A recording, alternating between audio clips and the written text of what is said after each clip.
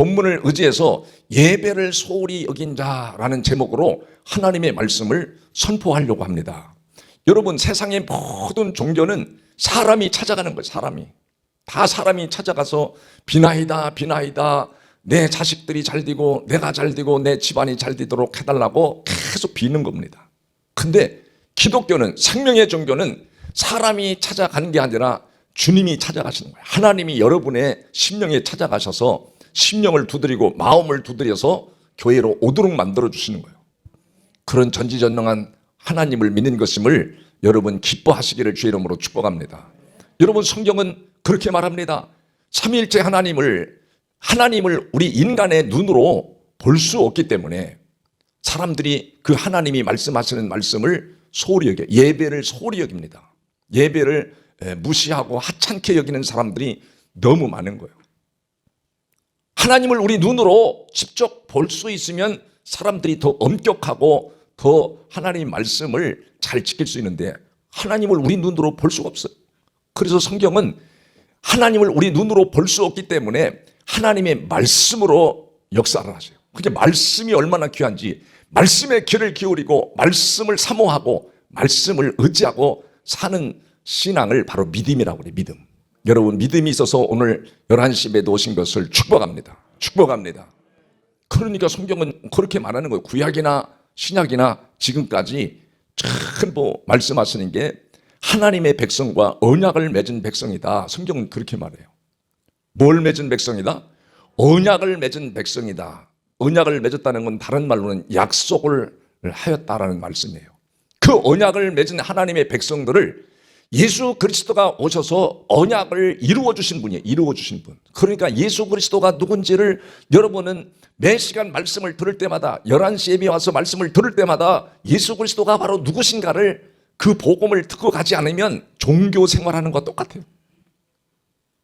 그러니 주님은 구약의 백성들과 약속을 했습니다. 제사의 언약을 맺은 백성, 제사를 드려야 하나님과 약속이 이루어지는 백성. 그래서 구약에는 누구나 말할 것 없이 제상을 세워서 너나 나나 말할 것 없이 죄를 지면 번제를 드리고 또 화목한 관계를 이루려면 화목제를 드리고 각가지 제사의 종목이 있어서 그냥 와서 예배를 드리고 제사를 드리는 게 아니라 짐승을 잡아 드려야 돼요. 그 사람의 처지와 형편에 따라서 소를 가져오고 양을 잡아오고, 그래서 양을 가지고 와서 거기서 잡아서 드리는 과정이 얼마나 복잡하고 힘들고 노동을 들여야 되는지 몰라요. 그러니까 해마다 또 사람이 죄를 질 때마다 짐승을 잡아가지고 드리는 과정이 얼마나 힘든지.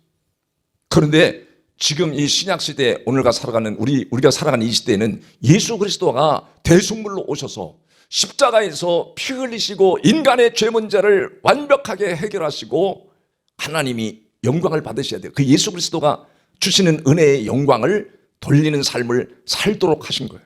바로 하나님께, 예수 그리스도께 그 은혜, 우리를 위하여 십자가에서 피 흘려주시고 고통을 당하시고 죄를 완벽하게 해결해 주신 주님, 대속물로 주님이 대신 짐승을 잡아드려야 되는데 예수님이 대신, 죄 없는 예수님이 십자가에서 대속물로, 우리가 죽어야 되는데, 우리가 죄 짓고 죽어야 되는데 우리 대신에 십자가에서 대속물로 바쳐지시면서 언약을 이루시면서 더 나가서 그 은혜로 하나님께 영광을 올려드리도록 되어 있는 거예요. 그 하나님께 영광을 올려드리는 일이 바로 예배입니다. 예배를 그래서 소홀히 여기면 하나님은 굉장히 노하십니다. 다른 거는 다 하나님이 다 눈 감아주고 다 이해를 하시고 용서를 해요. 근데 예배만큼은 하나님이 용납하지 않는 거예요. 구약이나 신약이나 지금 시대나 똑같아요. 그래서 여러분, 고린도후서 12장 3절에 보면 성령이 아니고는 예수 그리스도를 구주라고 시인할 수가 없대요. 여러분이 예수 그리스도를 나의 구세주라고 시인할 때는 성령을 통해서 여러분, 예수가 나의 구세주다, 그분이 나의 십자가에서 피 흘려주시고 모든 죄 문제를 해결하시고 사망 권세를 이기시고 부활 승천하셔서 오늘 영으로 나와 함께 하시는 분이시다, 이렇게 믿어지게 하는 게 바로 성령의 사역입니다. 그런데 오늘 이 본문에 예배를, 제사를 소홀히 한 엘리의 가정은 목사님의 가정이에요. 지금으로 말하면 제사를 드리는 제사장의 가정이고, 자녀들도 다 쉽게 말하면 부목사처럼 부교역자처럼 제사를 드리는 일에 앞장을 서는 사람들이다. 그 제사장의 가정에서 다 제사장이 또 나오도록 되어 있어요, 전부 다. 근데 예배를, 제사를 소홀히 여기는 거야. 이 가정이 제사를 소홀히 여기는 거예요. 제사를 소홀히 여김으로 어떤 일이 벌어졌느냐? 여러분, 제사를 소홀히 여김으로 오늘 본문은 뭐라고 말하는가 하면, 오늘 본문은 그렇게 말했어요. 10절에 우리가 봤는데 10절에 사무엘에게 하나님이 음성이 들려온 거예요. 대부분 선자들을 하나님이 먼저 부르시고 사명을 맡기는데, 사무엘은 어린 사무엘입니다. 굉장히 어린 나이에 이 엘리 제사장을 잘 섬기며, 부패하고 타락한 엘리 제사장을 섬기며 거기서 성전에서 잠자고 봉사하는 생활을 하다가 하나님의 음성을 들은 거예요. 주님이 말씀을 주신 거예요. 말씀을 주실 때 오늘 10절에 그렇게 말합니다. 여호와께서 임하여 서서 전과 같이 사무엘아 사무엘아 부르시는지라. 사무엘이 이르되 말씀하옵소서 주의 종이 듣겠나이다 하니, 그 다음 절에 보면 바로 여호와께서 사무엘에게 이르시되 보라 내가 이스라엘 중에 한 일을 행하리니 그것을 듣는 자마다 두 귀가 울리리라. 두 귀가 울린다는 건 잊어버리지 않는다는 거. 사람들이 귀에 막 계속 들려옵니다. 밀려옵니다. 계속 귀에 막 계속 하나님이 엘리 가정에게 심판한다는 이 말이 계속 들려오는 거예요. 여러분, 예레미야 선자가 바벨론에 망할 때도 예레미야를 통해서 백성들에게 말씀을 줘요. 여러분, 예레미야 19장 3절에서 보면 그렇게 말씀합니다. 뭐라고 말씀하느냐? 말하기를 너희 유다 왕들과 예루살렘 주민아, 여호와의 말씀을 들으라. 만군의 여호와 이스라엘의 하나님이 이같이 말씀하시되 보라 내가 이곳에 뭘 내려요? 재앙을 내릴 것이라. 그것을 듣는 모든 자의 귀가 어떻게 해요? 귀가 막 떨리더래. 귀가 계속 들려온다는 거예요. 이렇게 경고를 수없이 했는데도 심판을 예고하고 심판의 경고를 얘기했는데 들어요, 안 들어요?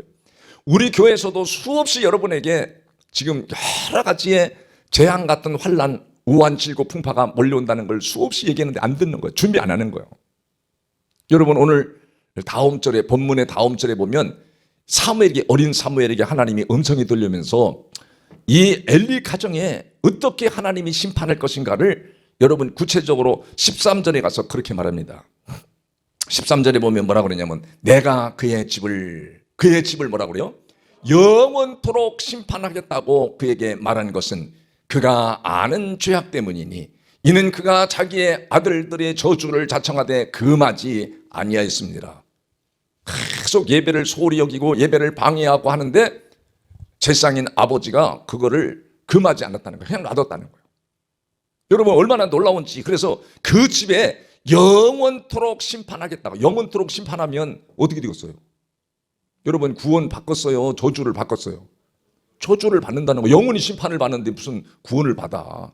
그러니까 신약에 와서도 예수님이 우리의 죄 때문에 예수님이 대속물로 십자가에 다 피 흘려주시고 죄 문제를 해결하시고 사망 권세를 이기고 부활하신 그 예수 그리스도가 우리에게 은혜를 주어서 하나님의 영광을 돌리라. 영광을 돌리는 그 행위가 예배입니다. 예배. 가장 하나님 앞에 크게 영광을 받는 게 바로 예배입니다.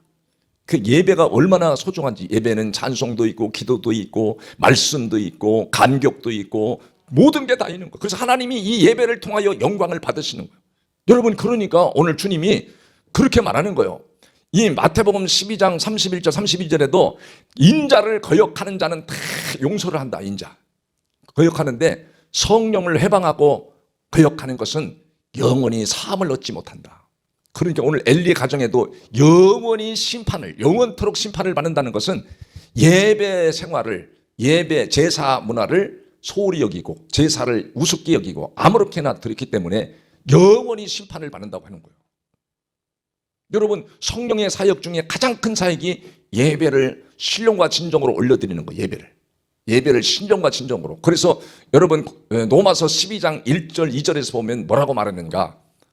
거기 한번 보겠어요. 로마서 12장 1절 2절에 보면 그러므로 형제들아 내가 하나님의 모든 자비하심으로 너희를 권하노니 너희 몸을 하나님이 기뻐하시는 거룩한 산 제물로 드리라.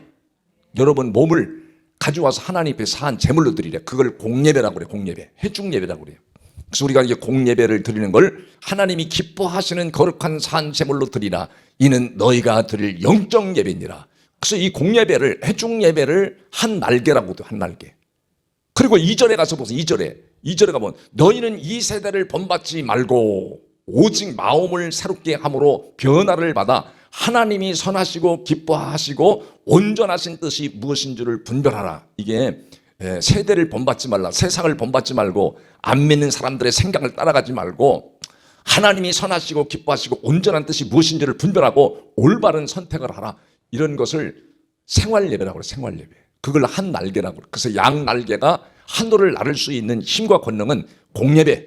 하나님이 기뻐하시는 내 몸뚱아리를 가지고 와서 내 몸으로 하나님 앞에 산 제물로 드려라. 몸만 드리는 게 아니라 마음까지도 드려라. 마음을 드려라 그러잖아. 마음을 드리시기를 주의 이름으로 축복합니다. 마음을 드리는 여러분이 되기를 주의 이름으로 축복합니다. 축복합니다. 그런 게 얼마나 놀라운지. 마음을 드리는 공예배, 회중예배가 얼마나 귀중한지. 이 회중예배를 한 날개 생활에 여러분이 시대를 분별하고 악한 길로, 세상 길로, 남들이 코로나 때문에 위험하다고 하는 거, 앉아서 있는 거, 이런 걸 다 하나님을 무시하고 예배를 멀리하는 거, 이런 걸 다 생활 예배를 다 여러분이 무시하는 삶이요. 날개가 하나가 추락이 됐어. 하나만 날개를 가지고 뭘 날아다니고 싶겠어요. 그러니까 회중 예배, 교회에 와서 드리는 공예배를 잘 드리면서 여러분의 생활 예배를 잘할 때 양 날개로 하늘을 나르는 거죠. 나르면서 봐라, 세상 천지를 보면서 분별하고 시대의 흐름을 정확하게 알아내는 게 바로 예배 생활이에요. 얼마나 놀라운지요. 그런데 이거를 엘리 제사장이 소홀히 여겨버리니까 소홀히 여겨버리니까 하나님이 용서해 안 해요. 안 하는 거예요. 그 집에 영원토록 심판하겠다고 그에게 말한 것은 그가 아는 죄악이라. 아는 죄가 뭐예요? 예배를 멸시한 거예요. 예배를 소홀히 한 거예요. 잠언 13장 13절에도 말씀을 멸시하는 자는 패망에 이르고 계명을 두려워하는 자에게는 상을 얻느니라. 말씀을 멸시하는 게 바로 예배 생활을 우습게 여기는 거예요. 소홀히 여기는 거예요. 예배 생활을 아무렇게나 드리는 거를 여러분은 아주 습관처럼 종교 생활만 남아가지고 대충 드려도 되는가 보다 이렇게 생각하는 사람들이 의외로 많은 거예요 지금. 그러니까 하나님 다음 절에 뭐라고 그랬죠? 다음 절에 14절에 그러므로 내가 엘리의 집에 대하여 맹세하기를 엘리의 집의 죄악은 제물로나 예물로나 영원히 뭐라고 그래요? 속죄함을 받아요 못 받아요? 속죄함을 못 받는데 그런 사람들 못 받아서 어떤 심판을 받았느냐, 어떤 심판을 받았는가는 사무엘상 2장 31절부터 보면 구체적으로 나타나 있습니다. 자, 사무엘상 2장 31절에 가보면 보라, 내가 내 팔과 내 조상의 집을 끊어 내 집에 뭐라고 그래요? 노인이 하나도 없게 하는 날이 이를지니라. 근데 하나님이 영영이 심판하고 영영이 속죄가 없는 예배를, 제사를 더럽게 드려가지고 예배를 아무렇게나 드리고 무시하고 외면하고 드리고 싶으면 드리고 말고 싶으면 말고 아무렇게 드린 이 엘리 가정에 너 영원히 심판할 것이다. 영원히 너는 속죄함이 없다. 그래서 너희 집안에 노인이 하나도 없을 것이다. 노인이. 그러면서 다음 절에 뭐라고 그랬어요? 32절에 이스라엘의 모든 복을 내리는 중에 너는 내 처소에 뭐라고 그래요? 환난을 볼 것이요. 환난을 계속 대적자들이 나타나고 어렵게 만들고 힘들게 만들고. 그러니까 여러분이 힘들고 어려워도 생명을 걸고 나를 위해서 십자가에 피 흘려주신 예수 그리스도, 그분이 죄 문제를 해결해 주시고 영원한 영생천국으로 우리를 인도하시는 그 주님 앞에 최고의 영광이 바로 예배인데 예배를 소홀히 드려야겠어요? 여러분 열심히 드려야겠어요. 정말 열심히 드릴 거예요. 내년부터 연휴를 젖혀놓고도 주여 우리가 주님이 재림하시는 그날까지 예배는 지속되고 계속되도록 되어 있는 거예요. 그 예배 생활을 잘 하시기를 주의 이름으로 축복합니다. 축복합니다. 그러니까 환난이 계속 온대. 대적 같은 일들이 계속 내 인생에 벌어진다는 거예요. 그러면서 여러분 33절에 보면 내 제단에서 내가 끊어버리지 아니할 내 사람이 내 눈을 어떻게 해요? 세잔하게 하고 눈이 세잔하게 돼요. 눈이 막 어두워지고 침침하고 안 보여. 지금 엘리 세상이 지금 그런 저주를 받아버린 거예요. 나이 먹어가지고 앞이 안 보여. 음에 다닐 수가 없네. 그리고서는 다음 네 번째는 뭐래요? 내 마음이 슬프게 할 것이. 마음이 슬퍼. 앞에 안 보이니까 하는 것마다 다 슬퍼. 주님을 못 보니까 영으로 주님을 만나야지 여러분 기쁨의 에너지가 샘솟을 텐데 복음으로 사는 확신이 올 텐데 음에 슬퍼. 이거를 해도 슬프고 좋은 걸 먹어도 슬프고 사람을 만나도 슬프고 슬퍼. 그러면서 다섯 번째, 내 집에 출산하는 모든 자가 젊어서 죽으리라.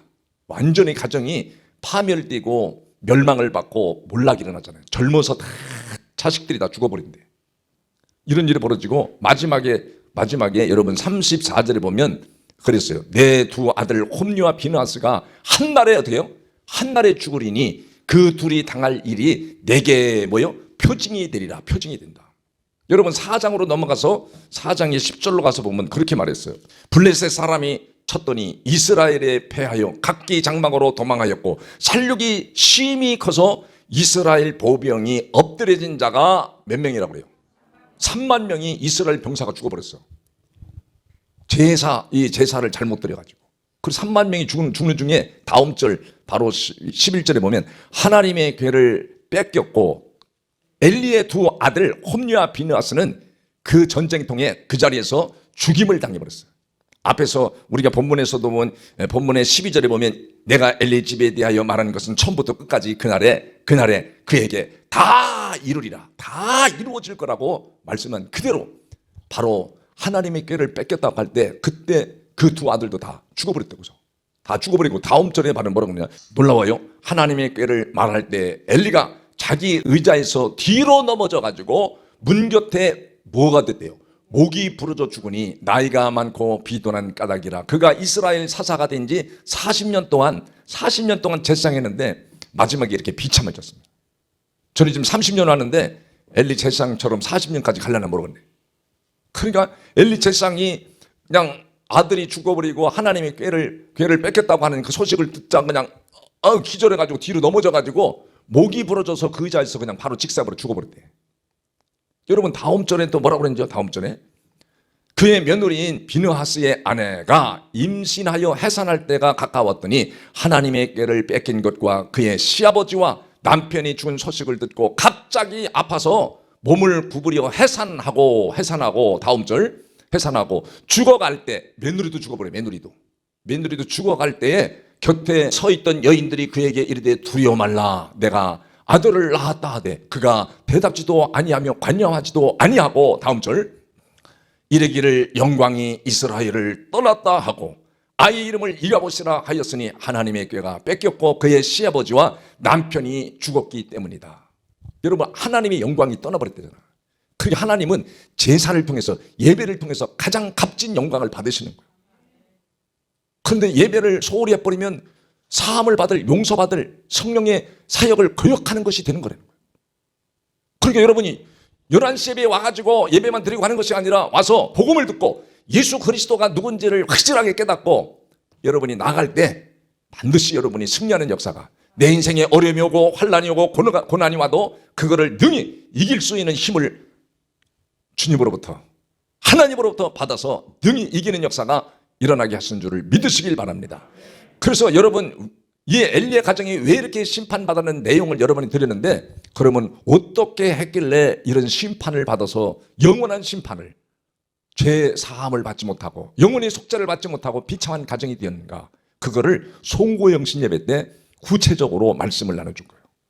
이 말씀을 여러분이 예전엔 저는 그냥 문자적으로 풀어줬는데 복음을 알면서 이 복음을 깨달으면서 얼마나 이 말씀이 가슴을 와닿고 힘을 주고 용기를 주고 소망을 주는지 이걸 새삼스럽게 다시 또 깨달은 거예요. 그래서 송구영신 예배 때는 유튜브 안 나가니까 여러분이 꼭 와서 말씀을 듣고 야 놀랍구나 놀라워 이런 놀라운 역사가 일어나기를 주의 이름으로 축복합니다. 축복합니다.